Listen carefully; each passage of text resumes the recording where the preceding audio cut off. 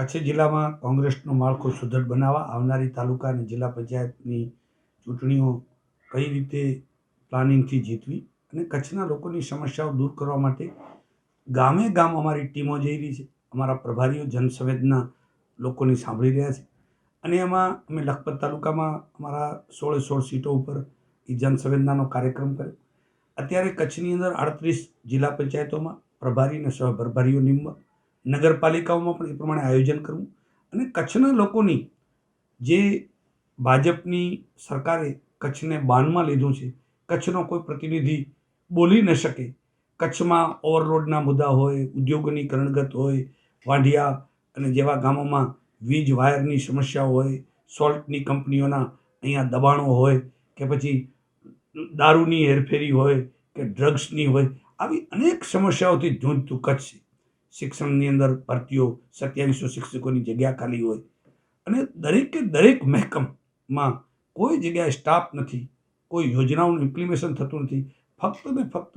તાયફાઓની જેને સરકાર કહેવાય એવી આ ભાજપ સરકારની સામે ગામડાઓમાં પીવાનું પાણી મળતું નથી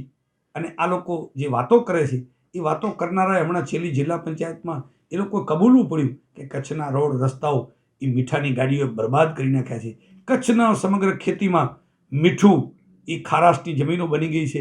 અને જિલ્લા ભાજપના અને જિલ્લા પંચાયતના પ્રમુખ અને ધારાસભ્ય કહેતા હોય કે કચ્છનું શિક્ષણ તંત્ર કથળી ગયું છે, તો આનાથી વિશેષ શું હોય? તો એ તમામ બાબતોને લઈને અમે કચ્છના લોકો પાસે જવાના છીએ અને કચ્છની પ્રજાને કહેવાના છીએ કે હવે તમે જાગો અને જેમ પુનઃ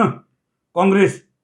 જીતતી હતી અને લોકોના પ્રશ્નો સાંભળતી હતી, લોકોની લેન્ડ કચેરીઓ ભરતી હતી અને આ સરકાર ઉદ્યોગોને જમીન આપી રહ્યા છે, જ્યારે અમે ગરીબ લોકોને જમીનો આપતા હતા, 100-400ના પ્લોટો આપતા હતા, એ પુનઃ પાછું કચ્છની અંદર એ વાતાવરણ ઊભું થાય અને ગરીબોની સમસ્યાઓનું નિરાકરણ માટે કચ્છ કોંગ્રેસ મજબૂતાઈથી ચૂંટણી લડવા માટેનું આયોજન કરી રહી છે. અમે આ વખતે કોંગ્રેસની વિચાર શ્રેણીવાળા લોકોને ટિકિટ આપવાના છીએ. સ્થાનિક લોકો 10-10, 15-15 આગેવાનો જેને કહેશે કે આ ભાઈને ટિકિટ આપો ને આ અમારા વિસ્તારના કામો કરવાના સક્ષમ છે અને આ સરકાર સામે લડવાના સક્ષમ છે, એ કોંગ્રેસની વિચારશ્રેણીવાળા લોકોને આગળ લાવવા, જે યુવાનો જે લડી શકે છે, આ સરકારની ગેરપ્રવૃત્તિઓ સામે ઊભી શકે છે અને વહીવટને ઢંઢોળી શકે એવા યુવાનોને અમે ટિકિટો આપવાના છીએ. અને એ ટિકિટો પણ ખાસ કરીને કોંગ્રેસના સક્રિય કાર્યકર્તાઓ હોય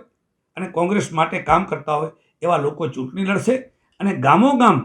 એ લોકોની છાપ ઇમેજ સારી હોય, એવું નહીં કે ભાજપની જેમ ભ્રષ્ટાચારીઓને ટિકિટ આપવી અને જ્ઞાતિવાદના ધર્મના નામે ચૂંટાઈ જ જાય અને પછી લોકોની વાત પણ ન સાંભળે એવા લોકોને અમે ટિકિટો પણ આપતા નથી ક્યારેય. અને આપને માધ્યમથી કહેવા માગું છું કે કોંગ્રેસમાં ભાજપવાળા કોંગ્રેસ સિવાય રહી નથી શકતા એવું આ સમગ્ર ગુજરાતમાં સાબિત કર્યું છે કે તમે હો તો અમે જીતીએ છીએ. એટલે એ અમારા લોકોને ખરીદે, અમારા ધારાસભ્યોને ખરીદવાનું શરૂ કર્યું, પછી અમારા તાલુકા પંચાયતના હોય કે સદસ્યો હોય, દર વર્ષે જેમ અબડાસા અને લખપતની 2 તાલુકા પંચાયતો ખરીદી લીધી, એ ખરીદ ફરોશી આ વખતે ન ચાલે એના માટેનું અમે પૂરેપૂરું પ્લાનિંગ કરશું.